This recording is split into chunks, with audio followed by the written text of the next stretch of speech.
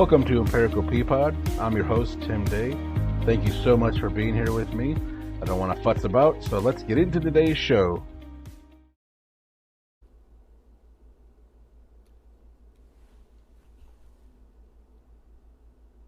Is this the intro music part? No. Are we pausing? There's no intro music. Intro music? That would be on a separate track that would be plugged into it. It's the recording that was the intro, you being like, is this the intro part? So anyways, I'm here with my absolute close friend, Katie Leeser. Said it correctly. Literally just learned an hour ago how to say it. It's not leisure. Nope, it is not. Katie, how are you? I'm doing swell. How are you? Good. Actually, I was worried it was going to be really hot in your house because you're a gorgeous skinny lady. I just... you just turned the heat up, didn't you? Oh, it's coming back on. It heard you. Yes. Good. So tell us a little bit about yourself. What is there to say? I don't know. I am about to be 44. I was born and raised in Oswego. Back here after a couple years in Chicago and then a couple years in Iowa, and happy to be back. This is home. Nice. What brought you to Chicago? I don't know. I think I just was really wanting something different. First of all... I have a secret because we used to live together, so I knew that you had always wanted to live in Chicago. Did I? Because I don't remember that. You had mentioned it once when we lived together that it'd be so... Because there was a time I interviewed to work in downtown. Oh. And you're like, ooh, I would love to live in Chicago for a spell. And I was like, I don't remember saying that at all. Luckily, I can remember your life. Yes. But please, go But on. I couldn't, that's coming. That's the topic here as to why. But no, growing up here in Oswego, it was pretty rural when we were little kids. I mean, it was just like cornfields, and the only exposure I had to Chicago was my dad would take us in for a Cubs game, very occasionally, just super random. And I was always just petrified because I have a very poor sense of direction. I'm very visual. And so going anywhere that I wasn't super familiar with was just not going to happen. Right. And so even in high school, I didn't have friends that went into the city for any reason or even left this area for any reason. So I felt like this is really a waste to live this close to, the third largest city in the country and not know anything about it, where anything is. And so that was part of it. But also I think I was just at a point where things were changing, within my friendships. A lot of people were getting married and starting families. And I think I just felt a little out of place. I don't feel like I fit anywhere. And so maybe this is a sign to go somewhere else and try to meet some new people and have some new experiences, and rather than just sitting around stewing about how things are changing and I don't like that, go do something. Right. Proactive, right? Yeah, that makes sense. How long did you stay in the city? So I moved there in 2016 and then I left in 2020. So it was 4 years. Yeah. Did you make any new friendships that you still have today? Just because I'm always curious, at our age in general, about making friends and trying to maintain them. Yeah, not close friends. Yeah. I met only a handful of people, just because I feel like my life was so dominated by work. Mm-hmm. I worked as a nanny, and it's a lot of long hours, and then I went back to school for medical coding, which I was doing online, but I had no time. I was working in the summers 12-hour days, and then on the weekends I was studying. So I didn't have time really to have a social life, which was fine because I figured out my next step career-wise, and it was like, okay, this is the most important thing. Like, this is the priority. So, no, like, it's kind of sad that sort of like, one of the main drivers of, like, wanting to go somewhere new, like, I didn't really pan out. Yeah. That makes sense. So after you left Chicago, you ended up in Iowa. Correct. Which is just the juxtaposition is hilarious. Of just being like, I grew up in small farm town. Let me go to the big city to Iowa, which is even smaller than small town you started in. Yes. How did you end up in Iowa? So my grandma, who I loved very dearly and was very close with my entire life, I feel like she's one of we had like some karmic connection. Like there was definitely some soul connection between she and I. I'm sure from the moment that I was born, I just loved her so much.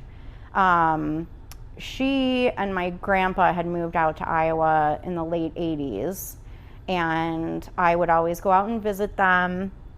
And my grandma told us all in January of 2020 that she had been diagnosed with non-Hodgkin's lymphoma, and which was devastating. Like it was horrible to get that news. And so, there was some scrambling with the family members of like, how are we going to help her, because I don't think she wanted to do chemo, but she was sort of like strong-armed into it because she had a pretty large tumor in her abdomen and it had to be dealt with. There's one of those things too, like there's almost a stigma from medical and even from family, like you're going to do this. You're going to beat this. You're right. Even you could be like, I'm really done. Like, I don't want to do that. I've had a great life. Yeah. Like I feel good, but they kind of put it on you. And that was how my grandpa chose, because he had pancreatic cancer. And after that was diagnosed, he declined chemo. And I don't remember a whole lot about how that went for him, but I did watch him, sort of waste away, and that was very hard. So with my grandma, like I said, the family is kind of trying to figure out, like, how are we going to support her? And I think people were sort of at a loss of like, what are we going to do? And I decided, I can step away from my life. I'm not in a serious relationship. I'm not married. I don't have kids. I am in the process of trying to change careers anyway. So it makes the most sense for me to be the one to, just support her as much as she supported me. Right. To even try anything I could do. Like, I felt I needed to do it. So I decided that I would move there, and if it meant, being out there for the next 20 years of my life, like I was prepared to do that. So I went out, and unfortunately she was not doing so well when I got there.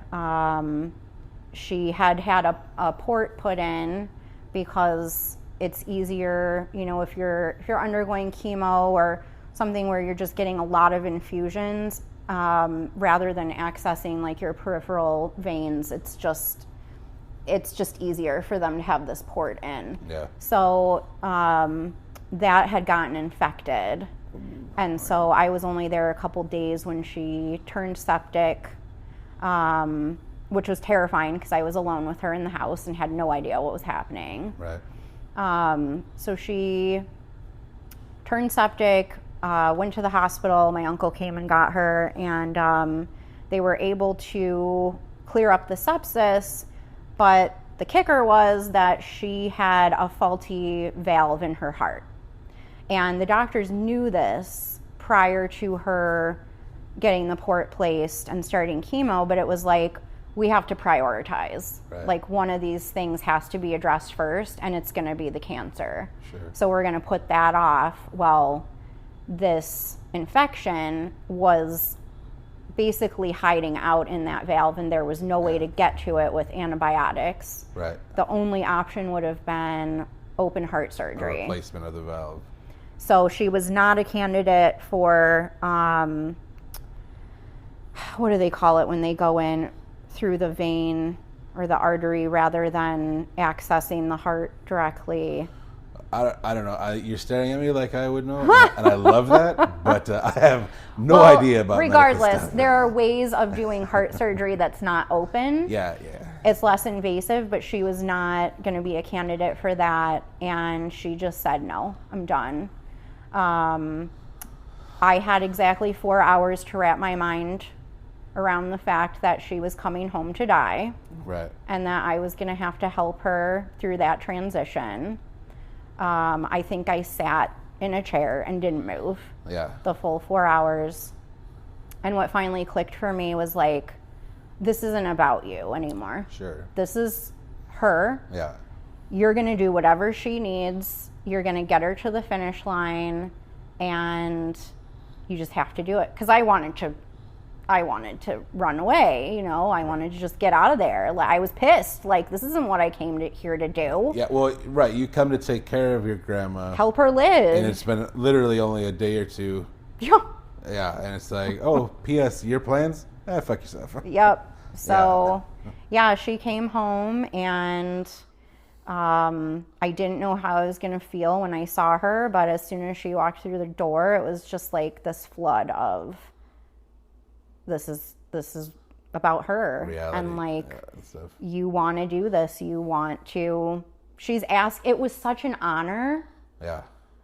That because she could have turned to me and said, you know, you don't have to stay. Right. But she took the very opposite approach. Like when the hospice nurse was trying to show us how to, you know, take her vitals and stuff, she's like looking at me like, you front and center. Like, you're the one.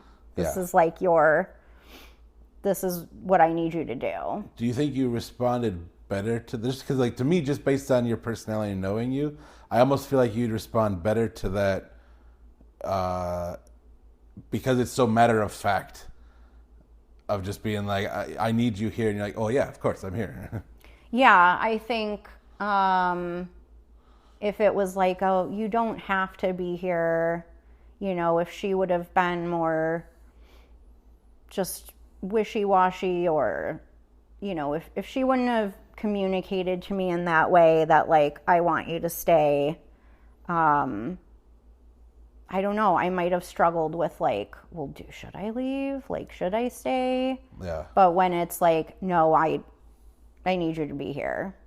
And especially if it's somebody that is that important. And it wasn't just me at that point. My dad and my uncle were also there, sure. Which, you know, they were huge. Like, there was no way I could have handled that whole thing alone. Yeah. And I mean, I was scared prior to that like, because when she went septic and I basically like had to carry her to the bathroom, it was like, oh, I'm not, like, I can't, this is like going into a realm that I'm not equipped to deal with. Right. Now, not for nothing, you are, at one point you were going to school to be a nurse. Yes. So you have some sort of training. Not really, though, because it didn't last long. No, and what I learned, which, you know, one of the reasons I love my job now is that I am very fascinated by medicine. Sure. Now you just do coding, right? Yes. Okay. But I had a real problem with like the hands-on piece of it, you know, the personal piece. And I think, you know, everybody knows like nurses, that takes like such a specific kind of person, and I'm not. Right. Well, that's nurses not me. Are incredible. Right? Yeah. So, no, I wasn't really prepared to handle an elderly, ill person. Right. That needed you literally for everything. Yeah.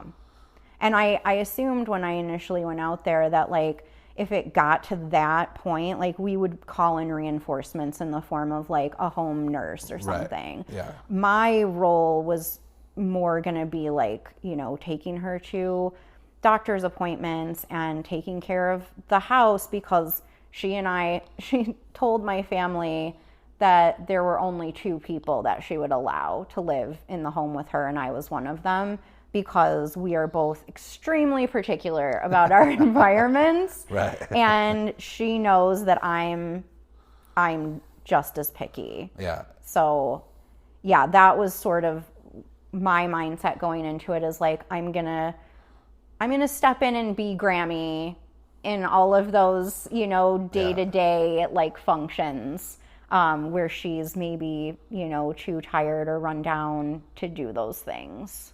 So like then having to help someone die, right? You go from, I'm just there to like be an assistive, support, to like, oh shit, just got really real. Yeah. Was there so you said the sepsis had cleared up. Yeah. Was there a point then where like that came back, dread returned, where it was like, okay, now we're in the end game of this, if you will? Well, I knew that, so it was sort of a blessing that I got there when I did, because I could see what was going to happen with, like, when the sepsis came back and took over her body. I knew she wasn't going to remember anything. Right. Because when she went through it the first time and came home, I said, hey, do you remember when we watched The Good Place and we watched this other thing? She's like, no, I have absolutely no memory. And so I knew that, like, okay, when this, comes back, she's not going to know. Right. And I do feel like that was probably better. Yeah. So you'd been there for a few days when that all happens, mm-hmm. But then, because she didn't just pass away immediately. No, it was about a week. Yeah. So, there were a couple days where, my brother and his wife and kids came out, and, when she was still coherent and the infection hadn't taken over again, she was on the phone with a ton of people. It was just like tying up loose ends where she could. And I should mention, we were at literally the day that I got there, or the day after, the whole world shut down. Oh, right, from the pandemic. From COVID. Right. And I think she knew, because she just wanted to get the hell out of that hospital. Yeah. Because it was like, she was a nurse. Right. She had been a nurse.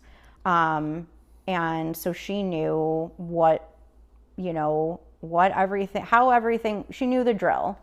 And I think, I don't know, maybe she didn't know what it would have been like to die in the hospital, but I feel like on some level she had to know, because none of us would have been able to be there.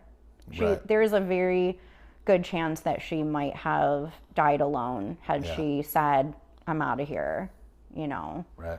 So, I'm sorry, what did you ask? I was just curious the timeline, because also... Oh, she passed after about a week. Yeah. Because you then, you didn't come home until just like in the last, was it been even a year yet even? Yeah, it was a year in April. Okay, so you spent 2 years out there. Yeah. After she had passed away. Just kind of building the Iowa life. Now, how did that go? Well, I guess I thought I had this very fleeting thought that maybe I could stay in Tipton, Iowa, which is it's the county seat, Cedar County.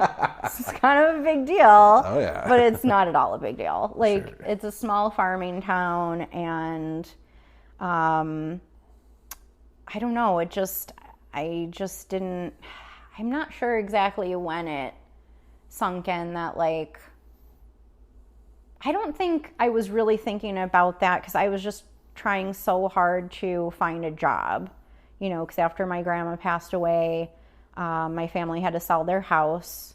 And so then I was scrambling to find a job. I mean, I was applying all over the country. Yeah. Because the priority for me was like, I have to support myself. Right. I have to find a job. And so I ended up getting a job in Cedar Rapids. And it was just like, I just have to go where the tide is taking me.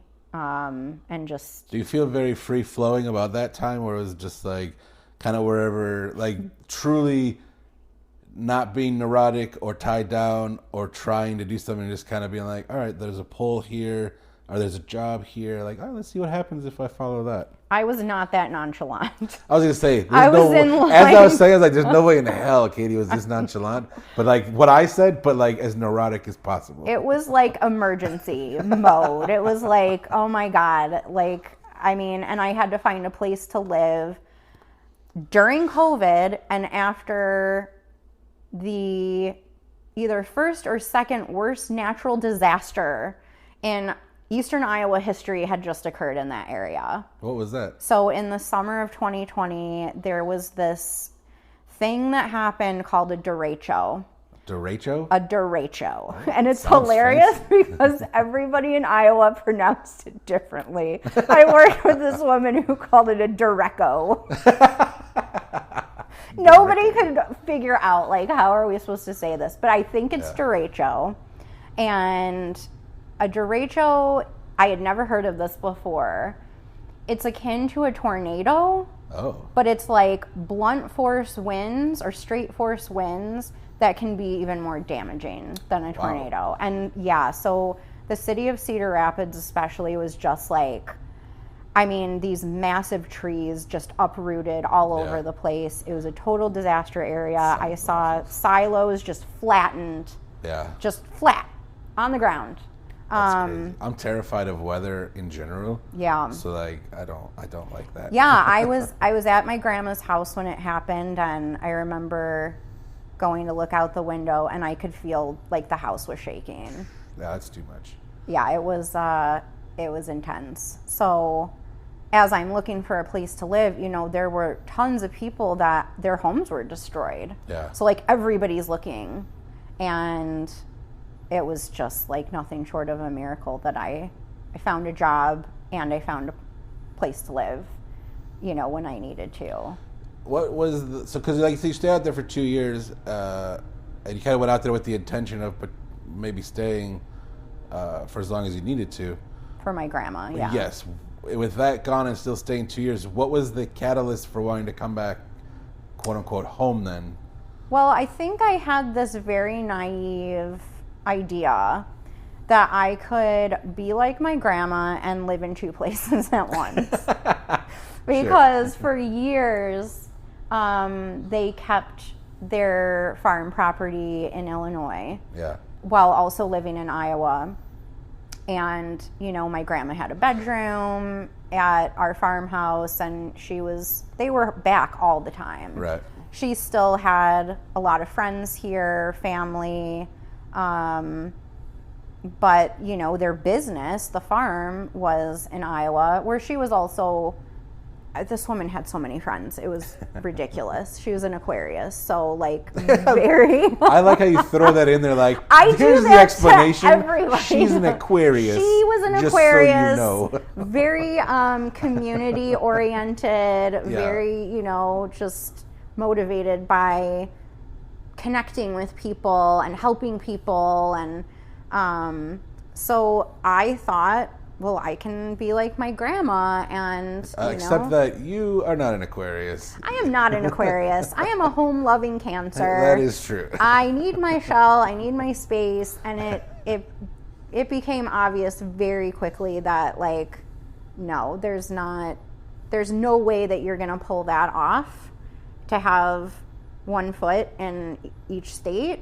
Right. So, you know, I gave it a go in Cedar Rapids. I worked in an office. I was on site, and I met some good people there, but they just weren't like my people. Right. You know, I felt like I couldn't really fully be myself.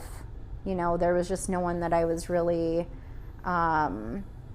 connecting with. Although there is one person that I think we're birthday twins, she and I, or we're a day apart. Oh. And I feel like this happens a lot at jobs. Like, you can be at a job for like years working with somebody, and like the friendship doesn't start to blossom until like, I have a friend from another job where it was like, my God, our cubicles were right next to each other for like 2.5 years. And then finally one day we had lunch together, and she's like one of my favorite people in the world. That's what it is. Like, you need some sort of like forced path crossing to deal with them to see if it's actually like fits in. Yeah, but why? I mean, there's so many people that I've met, you know, just at parties or like through friends or whatever, and it's like an immediate, you know, kinship or spark or connection. Sure, but at a party, yeah, I guess it's a totally different are your vibe inhibitions than... lowered from some sort of substance? Yeah. It's easier, right? It's easier, right? But there have been a handful of times ever since I quit drinking that it's like, man, I just really feel a connection to that person. Yeah. So I want to get to that in a moment, but so then you come back home after a couple of years, and now you've been home for the last year. Yes. So what does this last year look like versus the city versus Iowa? Do you feel home? Oh God. In the space? You know what's so crazy is, you know, I've been through a lot of ups and downs the past 2 years. Sure. And there have been, I feel like I said this to somebody recently, that like, there are times when I feel living here like I am still living in Iowa, because if I don't make an effort to get out and see people, yeah, it's the same. And I think that's what's interesting too, is like you think the distance is the thing, but it's not the distance. It's what are you willing to put in, and where are they willing to meet you, and where are you willing to meet them, like to maintain a friendship, because it's not just a given, and we're not partying like if we're 20, right? Where everybody just shows up. Like it's work now, and sometimes it's easy and you love that work, and sometimes it's a struggle and you don't want to be seen. Yeah, I mean, I would say, at least on one level, I felt more connection when I was in Iowa, because one of my close friends who, you know, we, unfortunately, the friendship is no longer a thing, he and I talked almost every day. Yeah. And I think the pandemic had something to do with that too, because he was very, very cooped up and feeling very anxious about his future. And so I'm sure that fueled some of the connection, but like, I mean, I felt so close to him, and we were, you know, 4 hours apart. Yeah. So it really, the distance really isn't, it's not the thing that makes or breaks friendships, I feel. You know, there are other ways of connecting regularly, and, you know, you can live next door to somebody, and if you're not on the same page with like how much you want to interact with each other, it's not going to be fulfilling. Right, absolutely. So going back to what you just said about being sober, what year did you start, like, where you were like, I'm done with this, I need to be sober now? I'm counting on my fingers because I always get confused. It was January of 2018. Okay. But I feel like the day was either the 17th or the 18th. I'm like, could it be 1/18? 18? 18? Yeah. That just seems too many 18s. All two of them? Yeah, All that is two. too many. That's too many. But no, it was January of 2018. So when you moved to Chicago then in 2016, you were still drinking. Yes. Was there a particular point, or was it a retrospect in general where you were like, this is a problem? I mean, I knew it was a problem for a really long time. Like, I'm trying to think of like when there was an incident. I'll always remember this day. It was when I still lived here in Oswego, still, you know, hanging out with the old group that I used to have, and we were over at somebody's house, and, you know, it was like 4 or 5 of us sitting out in this friend's yard, and summer day, and we're talking about, I wanted to go canoeing on the Fox River. Right. And I was getting very excited about this, and then our friends start talking about like bringing all this beer. And I was like, no, you guys, like, can't we just, why do we have to drink and do this? Can't we just like, no, I don't want beer in my canoe. And this storm, like, the sky is opened up. This like most ominous look, I don't know if this was an omen or what, but like this black ominous cloud just comes rolling in. The winds pick up, like we are running for cover. And the joke was that like I was the storm bringer, like no beer in my canoe. But I remember back then being frustrated that like it was just like such a part of life. Just everything we did, it was always there. But I also just could not imagine my life without it. Right. It was like a person to me. Well, I figured it had been part near 20 years. I drank for I want to say like 24 years. Yeah.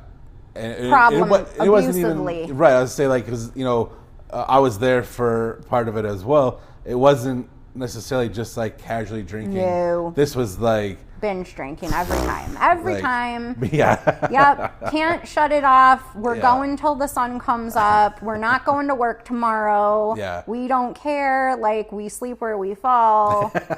Just that was life, and that was a huge part of my identity, I think. I'm so happy we made it out alive.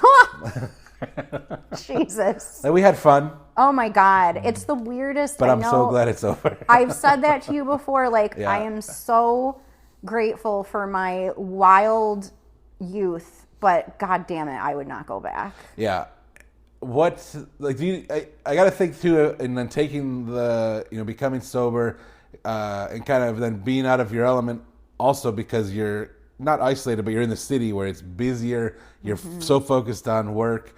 It probably feels somewhat easier because you just have something else to focus on. Or was that harder to stay sober? Because you were also living with somebody at that time that was kind of going through the same thing. Yeah. Not there where they're ready to get sober, like still struggling, but like wanting to hopefully do better eventually. I mean, I think that my determination, because he had a lot to do with me calling it quits ultimately, not just because of the havoc that drinking caused our relationship, but because of what I did to him. The last night I drank, I got physical, and I could have really, really injured him. Was that a pretty big wake-up call? Like, it's not like, because we're used to cheeky fun. No. That's just too much fun. This was like, this is not cool. This was like, I don't know who I have become. Right. Like, I'm a fucking monster in this moment. And for me, it was like picking up another drink, I might as well just spit in his face. Yeah. It was just, and I get emotional about it because it was just like, if you can imagine like the worst possible thing, and also it being like the best possible thing. Right. But it's still a lot of guilt that I did that, and I can't ever take that back. Yeah. I can't ever, he'll always have that memory, and I hope to God that he's loving his life, that he's not fixating on that, and that I didn't do any permanent damage. And I think that's part of why losing the friendship was right, because this is who such you were a just blow. talking about. Yeah, because when we had the friendship and we got through that horrific, all of the horrible things that happened between us, it was like, it's okay. Like, all of that is in the past. It's forgiven. Yeah. But then when the friendship ultimately broke down, it was like all that guilt came back. And that's, you know, I've struggled with that the last 2 years. But it was such a blessing because, and I believe that he and I had a soul contract as well. Yeah. Because without him, there's no way that I could have decided, like, no, this absolutely has to go. Right. So that was like the first thing. And then I found a resource in the form of a podcast that had a guest who was, you know, she was newly sober and starting to write about her experience. And they said something in this podcast about how, I don't know what exactly they said, but it was just like a light bulb went off, and it was like, I had this visual of myself just hanging up a pair of boxing gloves. Yeah. Like, this is the like only way you long. win. Yeah. This is the only fucking way. Right.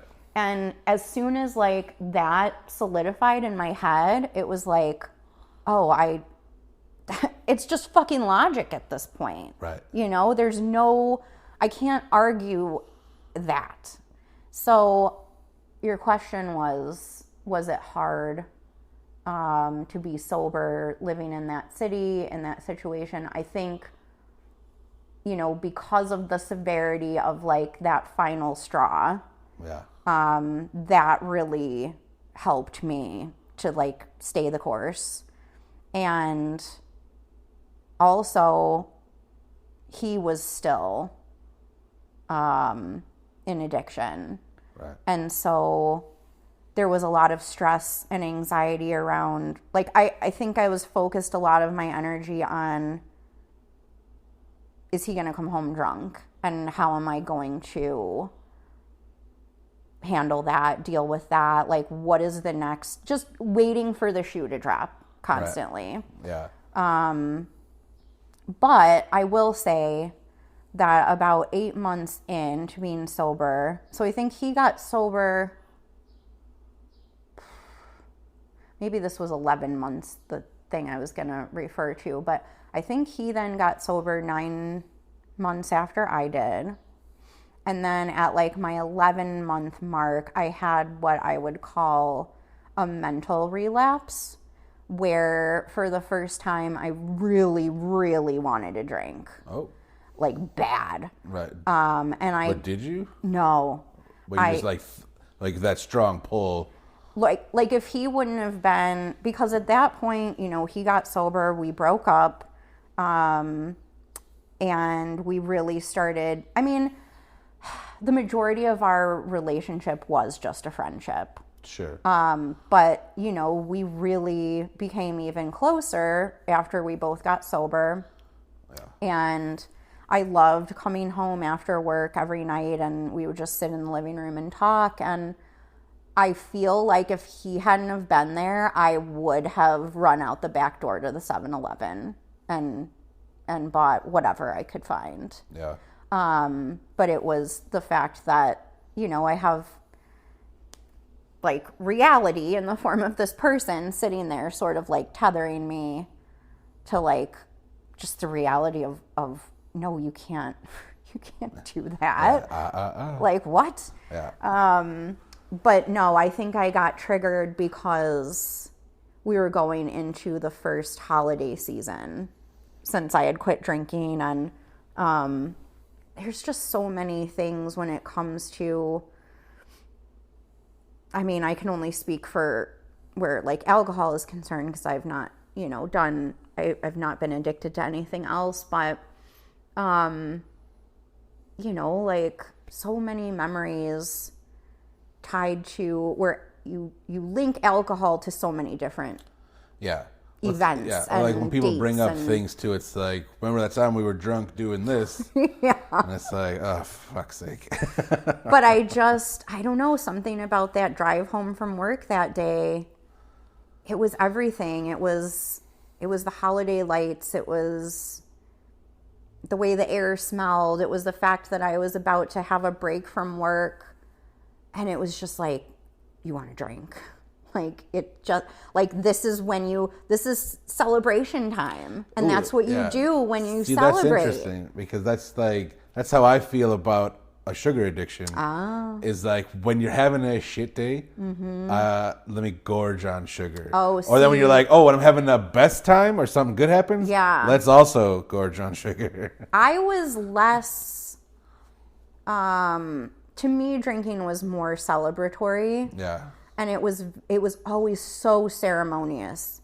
I feel like the ceremony of drinking was almost as big a part of it as the drinking itself. Right. The getting excited and thinking about it, and, you know, the anticipation of it. Yeah. Is just, it's huge. You know, I think people who are addicted spend so much time thinking about the next drink or whatever it is, and like, that's part, it's sort of like a relationship where they this just makes me cringe to say, but like, sex starts, you know, the morning before the act, because it's the build up. Sure, right. You know, and it was the same, the anticipation, like, yes, it was the same thing with drinking. Yeah.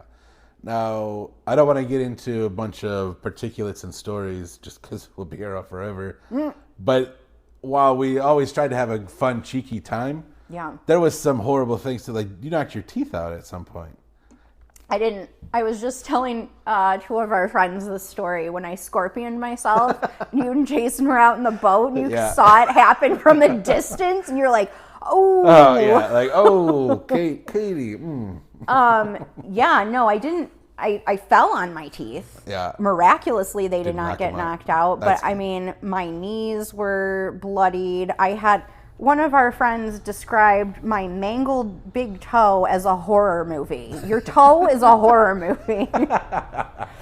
I mean, I don't think that I ever did anything major, but I mean, I think that was the only time we were like worried that was a major and that realistically that could happen to any asshole, any one of us. Yeah, could have tripped over and been like, oh, and ate shit. But the fact that it was Katie was like, of course. Yeah, it tracks. Yeah, no, I'm accident prone, I feel, as it is. Now, you're not quite Walsh level, but like, oh jeez, the Leazers. This Leazer. This Leazer. Although I feel like one of my cousins might have taken a couple tumbles. Yeah. Oh my God. Speaking of cousins, we literally just had lunch. And the waitress. It's like my fourth cousin. Yeah, she sees Katie's debit card and is like, oh, your last name's Leazer? Like, that's my last name. So is mine. And then Katie, of course, is like, oh, we're probably related, and goes down the genealogy to find her grandpa. And yeah, they're like fourth cousins. And then I went on and on about a bunch of shit. I feel like she was glassing over. She's like, what, 20 maybe? I have no idea. Yeah. Poor kid. Yeah, just insane. But she was adorable. She was adorable. And the clan Leazer continues to grow. It does. The clan Leazer. We still don't have the animal picked out that will go on the family crest. So now, you know, you've been living the sober life. You're back at home. How is life different now as far as trying to maintain friendships, self-care, keeping yourself sane, but also like trying to get out there? Because the alcohol's still out there, right? Like, usually when people are hanging out, it's not like a focus like it might have been in the past, but it's still like the crux of what's happening. Yeah. I mean, I've only been to a handful of gatherings, which already is way different. So you went back for a year, and I feel like you've been to like 3 or 4 things. Yeah. I mean, I think part of that is that those opportunities just aren't there as much because we're older. You know, a lot of us have kids, or I mean, even our friends that have pets. It's like, right, they can't just gotta go and let the dog out. Like, that's a real thing. So like, there's not as many opportunities which I think is part of it. But like something that I really became aware of after I stopped drinking is my needs. I mean, I think when I was drinking, it was largely to not be in my body at all. So I was very out of touch with my body and what my needs are, you know, my needs for rest and my needs for, you know, just a certain kind of environment. And you were definitely out of, like, I remember because we used to stay up and just talk and drink all night, and then like your hangover would always be at least 2 days. And it got to the point at the end where I wasn't sleeping. Yeah. So if I drank on a Saturday, I wouldn't sleep again until like Wednesday. Right. But you would not leave bed for 2 days after drinking. But at the end, I had to go to work and I had to function and push through that. And I wanted to die. Like I had some really dark thoughts. Just because of like the hell that I was putting myself through, because I didn't feel like I could give it up. Yeah. But do you think it becomes almost a part of your identity? Oh yeah, I said that before. It was totally, you know, I think, because let's be honest, who didn't love Drunk Katie? I adored her. I mean, I adored Katie in general, but Drunk Katie was so fun. I'm glad she's gone. There were a few that got to see the dark side of it. Yeah. And I think you did get some glimpses from time to time. Yeah. But because we would live together and we had a lot of amazing conversations till like 8 a.m. Right. And then it was like, should we get ready for work or should we go to bed? God. But I think I really attached myself to, like, people have this expectation that if I'm going to be somewhere, I'm going to be drinking. I have to be this person. And I'm not going to disappoint. Right. Well, and I have a very smaller version of that just because that became Jason and I. Yeah. Where it was like you expect... but you guys were like, oh, fuck, here they come. God damn it. Yeah, we're a two-man wrecking crew. Yep. But people expected us together, and they expected it to be over the top and ridiculous. Yeah. Yeah, no, I feel like for me, whether it was not always being over the top and ridiculous, not always falling down and making an ass of myself, which there was that. Yeah. But I even started to feel like, because I think it's very true that like the way you make people feel is what they're going to remember. Right. And I always felt like my superpower when I was drinking was that I could talk to anyone. Yeah. And not only that, I could make them smile. Right. And have a good time. And, you know, just, it was super easy for me. And I think part of it was self-serving because I loved to hear the words, oh my God, I love her. Yeah. Oh my God, I love her so much. She's the best. Yeah. So there was definitely the ego boost in there. But just like, I think giving up drinking, I had to face this fear of like, am I going to be able to reach out to people like that still? Yeah. It's almost like an insecurity too of being like, this is actually just me now. Yeah. And like, is that as lovable or likable? Is anybody going to still want to talk to me? Like, are they going to embrace me? When I was drinking, you know, because I do have anxiety. Right. And there is a level of social anxiety. But when I drank, like, none of that was there to get in the way. Yeah. It wasn't there to stand between me and whoever was in front of me. And I think that's something that I've had to deal with now is like, you know, maybe in some cases I am more reserved. Not with you. Like, the people I'm really close to, they would say like, well, you're the same as you've always been. But when it comes to those people I'm not as close with or somebody new, sure, I feel like, you know, I never even would question, do I want to do I want to engage with this person? Yeah. I was just, well, of course I want to engage with everybody. Right. I think that's what I felt lucky at the time, is to be able, because we lived together, we were roommates. I got to see both, like sober and drunk. Yeah. So I could be like, oh, Katie's just as amazing sober as she is drunk. And I'm like, I hope one day she sees that. Aw.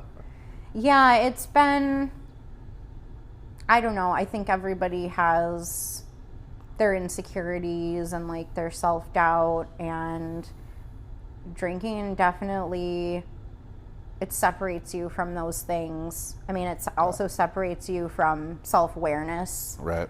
You know, like truly knowing who you are and how you feel and what you like or don't like. But yeah, I think that's just been, that was hard to have like the confidence that, oh, I am just as likable. Yeah. You know, and I think a lot of people who drink would probably relate to that. Yeah. You know, like it's the social lubricant.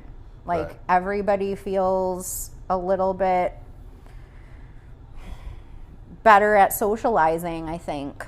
Yeah. Not everybody, but Sure, the but majority of the people. I gotta think that's why there's probably a high success rate with something like an AA or something where it's like group based, so you kind of have somebody you know, a partner, like you had said too. You know, your ex was, you guys were eventually, once he became sober too, you guys were kind of able to face that thing together. Yeah. I gotta think that that's helpful, because you didn't go to meetings. No. And you kind of did this literally, like, amazingly, when you made your decision, and maybe because of the severity of that for you particularly, it was easy to kind of cold turkey that. Yeah. I think, yeah, the severity of it was definitely what made me stick to it. But I do think, to go back to earlier in the conversation, I did know for a lot of years that, like, this is just hurting you. Yeah. You know, and I wished that there was a way. I was just talking to two of our friends about this, and this is something one of the women who I followed when I was getting sober, this was how she put it. There's no third door. Like, so many people with addiction, or not even addiction, you know, that are just stuck in some kind of conflict where they have to make a choice. They're looking for the third door, because for me, door number 1 was keep drinking, which I didn't want to do. Yeah. Door number 2 was quit entirely, which I didn't want to do. Right. Door number 3 would have been, okay, there's got to be a way for me to keep this in my life and manage it. Sure. But that door just doesn't exist in a lot of situations. There's just no, like, compromise. It's got to be one thing or the other. Yeah. And I lost my train of thought again. How did we get to that? Well, the beauty of conversation is it spider webs all around. It does. The good news is that, you know, you look great, you're feeling great. Thank you. And that's I awesome. am feeling great. What I want to talk about now is, throughout this whole conversation, there's something in your hand. Ah, yes. What is that? It is a smoky quartz. Now, I'm not going to lie, that I already knew. Thank you very much. But for the listeners out there. Yeah. For our massive audience, Yeah. that this might not even be recording. I will murder you. Oh my God. Well, I mean, we'll see. Oh my God. It might just be a good practice in conversation. That's true. What do you tell me about this smoky quartz? So this is a crystal, which I have many of.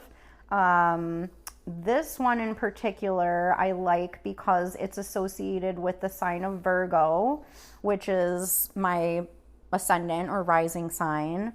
I love my Virgo because it's an earth sign. So Sure. my sun sign is Cancer, which is water, which Cancers are notorious for being emotional. Yeah. Earth signs, on the other hand, are a lot more grounded. Yeah. I'm an earth sign rising also.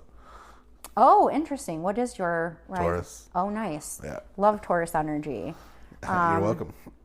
thank you. Yeah, no, I credit this past Taurus season with really helping me prioritize my body and starting to finally, after 4 months of laying on this couch, finally getting back into yoga and walking and just, you know, I just love that grounding energy. So kind of tied to the crystal in general is not recently, but you kind of over the last extended period of time taking a deeper dive into astrology. Yes. Where does that come from? I don't know. I guess I can credit like beauty magazines because when I was, you know, in junior high, like that's the age when girls start reading like fashion magazines, and there was always a horoscope section. Sure. Did you make those things? We made those things. What are those called? But they weren't to do with horoscope. They were like fortune tellers. Yeah, it was a fortune teller. Yeah, it was like, who are you going to marry? Where are you going to live? Pick a number, say a color. You're going to be rich, you're going to be poor. Yeah, that all panned out. You're going to marry one of the Coreys. Now I just dated myself. You did. It's embarrassing. I love straddling the line between Gen X and millennial. Oh, I yeah. think it's a zennial, isn't that the older? word for Yeah, it? an elder millennial is called a zennial. They kind of have like a subcategory. Because you were what? That. Are you 79? Yeah. Yeah, because I'm 83. I'm a millennial, and I think the cutoff was 80. So like, I mean, you're there. Yeah. I do love that your Gen X tendencies, yeah, and then your millennial tendencies. It is. It's like, I don't know. It's like, it's very Gemini. Having the two. I love how simple your answers are. All of it. That's because she's an Aquarius. Yeah, that's because. No, I really think it started with those magazines and just being so Teen like. Beat. Yeah, I don't know. That's where the Coreys would have been. We read a lot of Marie Claire. Ooh, that was like classy. my era. Yeah, a lot of Marie Claire. And so it really started there with like, I think the reason I love it so much is because it's very self-reflective. It's not just the idea of like telling the future, like, you know, the unknown. It's, you know, astrology is a tool that we can use to better understand ourselves and what's going on in the world. Sure. Now, yeah, because as you already know, I have an amazing crystal collection and love astrology. Yes. But I have a harder time with horoscope. Yeah, I don't read. And I do differentiate those two like very staunchly. And be like, ugh. Yeah, I am more focused on. I don't want to piss in anybody's Cheerios, but like I don't put really any stock in a horoscope. What I look at more, what I've been interested in more is planetary. Yeah, and that's kind of transits. That was the appeal to me also, is to kind of like get an interesting perspective of self through the physical world. Like what already exists out here, and how everything that exists outside of you affects what and who you are. Because realistically, what and who you are is how you're reacting to what's around you, right? Yeah. And I don't differentiate myself like from that. Like it's not like human being and the rest of the world. Like to me, we're still part of one consciousness and one existence. For sure. Yeah, but you know, a lot of people don't want to hear that. So let's talk more about it. Okay. So your rising sign is Virgo, you said? Yes. That is responsible for all the, I don't know if we've addressed with my grandma, the particularities. Yeah. And I'm so curious. I wish I knew. I mean, I'm sure I could get my hands on a birth certificate and find out the birth time and everything. But I'm super curious to know what her rising sign was. Yeah. I'm always curious like whenever I get somebody's sign, I always want their rising sign. Because that's what I actually need. That's how you present to the world. How do you find a rising sign? So you have to know the time, the exact time, the date of your birth, and the zip code or time zone, I think it is. Right. Yeah. Because that is going to narrow down where all of the planets were positioned at the moment of your birth. And based on where the Earth is in relation to the sun, because every 2 hours it shifts into another, in a daily rotation, every 2 hours it goes into another sign because of the way the world rotates. Not every 2 hours. Roughly, 24 hours, there's 12 signs. Well, I guess the moon stays also, in a sign for 2 to 3 days. But that's why the rising sign is every 2 hours, because it's only the Earth. Oh, the rising sign changes every 2 hours? Yeah, on a 24-hour scale, yeah. Okay, interesting. That's why it's like, this is where were you on the planet, and what time were you on the planet will give you your ascendant. And ascendant and rising are interchangeable. Right, yes. Yeah. So I credit that with, I love to make lists. Big list maker. I loved it. I got to write it. Yeah. I got to write it in a notebook. I can't. It angers me because I want that. So I'm an Aries and then a rising Taurus.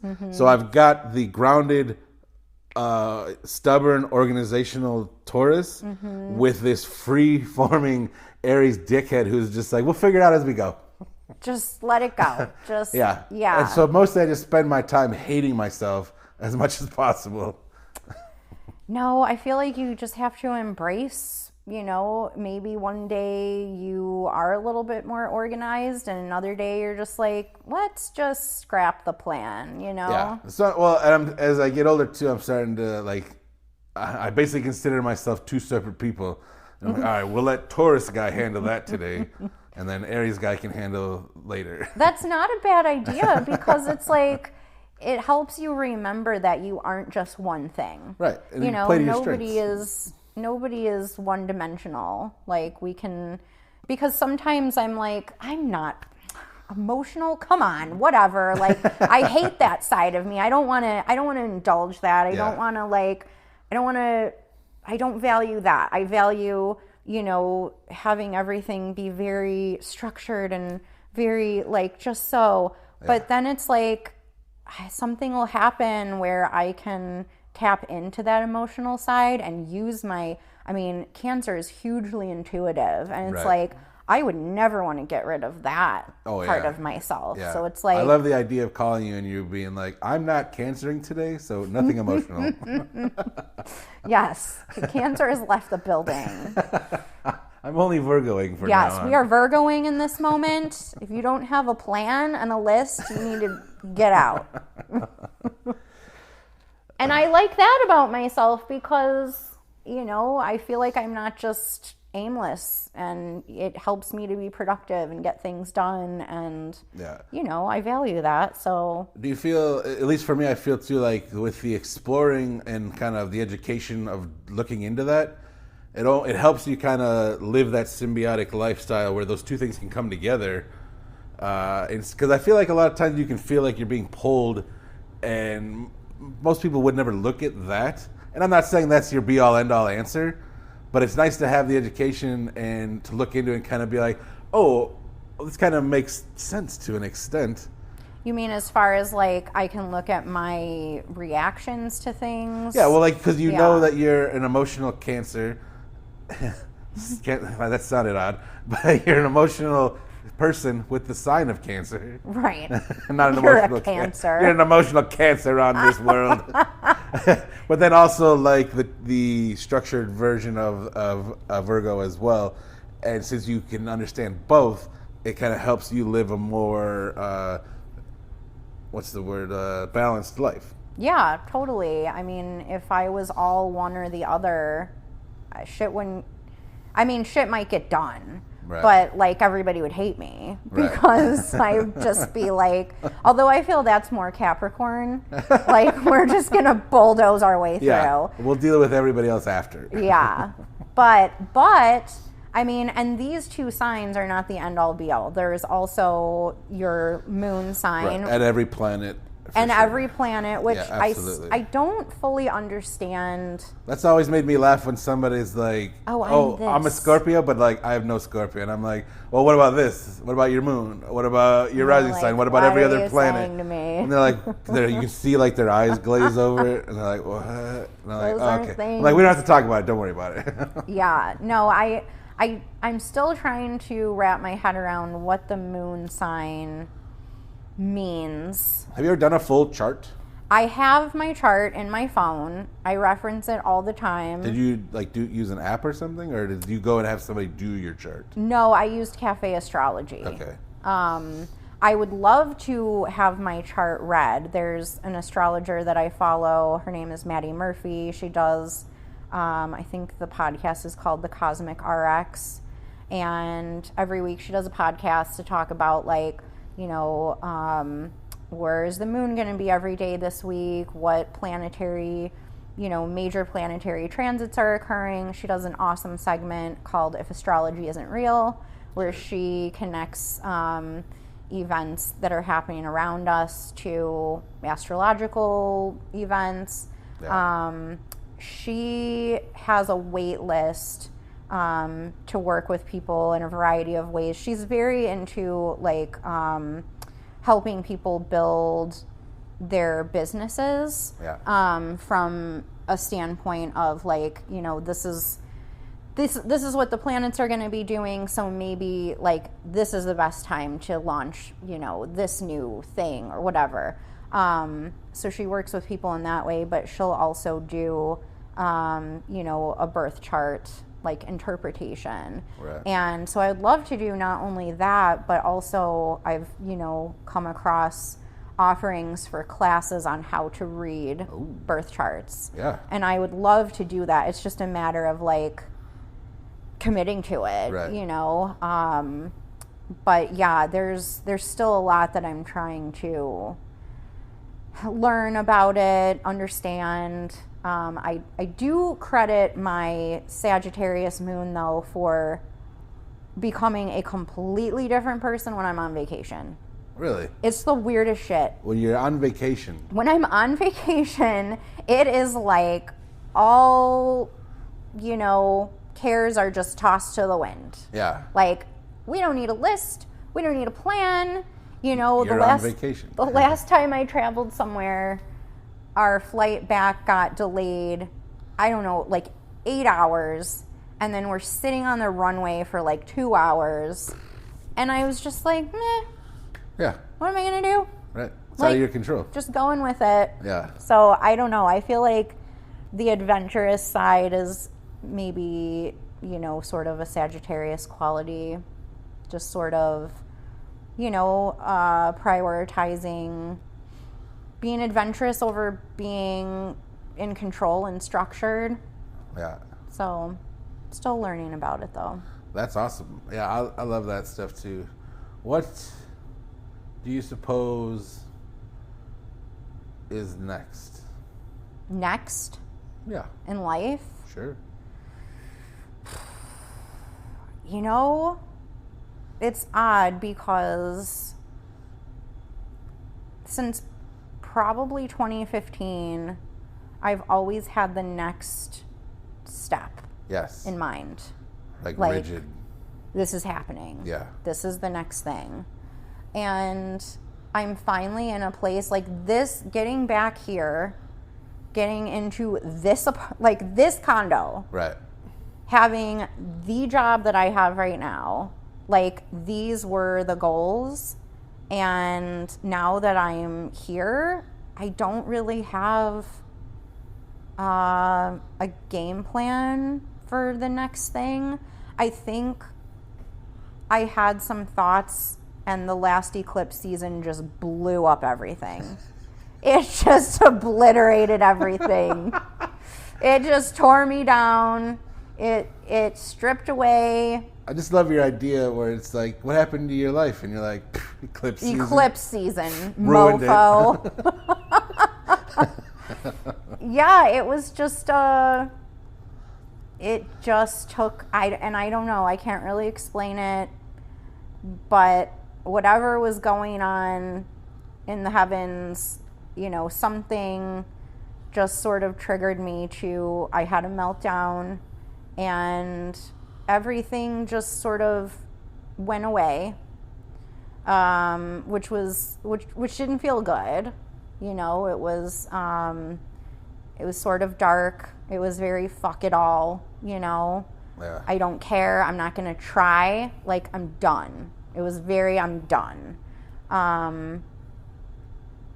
But I was reading a lot about, now the words are kind of escaping me, but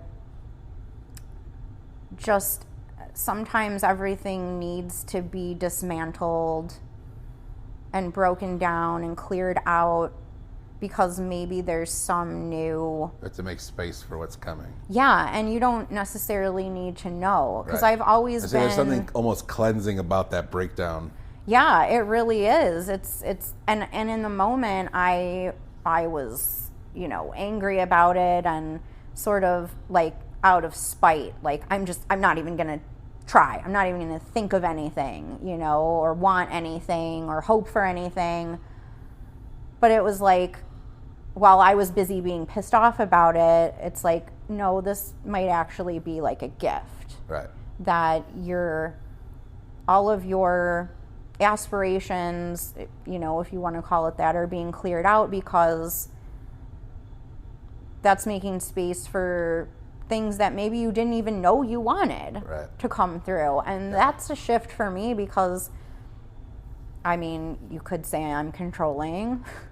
Aren't we all to an extent? Somewhere in life. But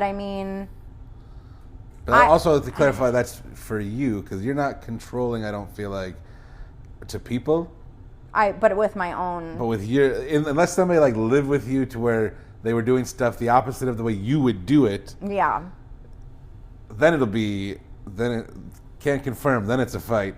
Right. But otherwise, you're really like you just want to have control over your little scope of existence. Right. But I will say too, though, that I do think that manifesting is sort of working backwards. Like when I have manifested things into my life, it's because I was so crystal clear on that end point. Right. And what I wanted. I mean, like I said, this place, the job, and I do feel like you need to have that you have to be able to get into the space where you are already living in that reality to bring it to life. And so it's sort of been like, now that I don't have something specific I'm trying to manifest, it's like, well, then what's going to happen? Like if I'm not sending out a message that like, this is the thing that I want. Yeah. Does nothing then happen? I think you wake up every day with an intention, whether you're aware of it or not. I think that sort of becomes in what's your demeanor, what are you putting out into the world, that's what you're attracting. So if you hit that point too, where it's like, I'm not manifesting at the moment, but I'm so grateful for what I have. I'm so content and loving every moment. Like that's what's coming back, right? Yeah. So I feel like that's like almost the goal. Yeah. No, I think I do have plans. They're just so short term. Yeah. It's like what is going to happen today versus in the past it was like huge things I was trying to manifest. But now it's like, I'm trying to improve my fitness. Right. I'm working on that. I want to dedicate more time to yoga and like really creating a practice around that. I want to make time to read more, so it's very, in the grand scheme of things, what could be considered minor, like very minute things. Yeah. But those are all bricks in a they foundation. Are, exactly. That are creating a structure. Right. Those need to be there. So like big picture, long term, no idea. Perfect. Yeah. There's something beautiful about no idea when you're clearly already in a good place and in a beautiful trajectory. Yeah. So I think that makes the most sense. Let's end it on that. Let's end it on, I don't know. I don't know, and we'll just wait and see. Yeah. Appreciate you so much. Thank you for doing this. Hopefully it came out. We'll see. Yeah. We'll be waiting to find out. We'll find out. All right.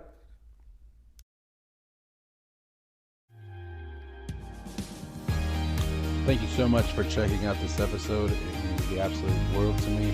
If you feel so inclined, please subscribe. It already meant the world to me that you listened to it, but that would be even double world. I don't know, but thank you so much. We'll see you next time.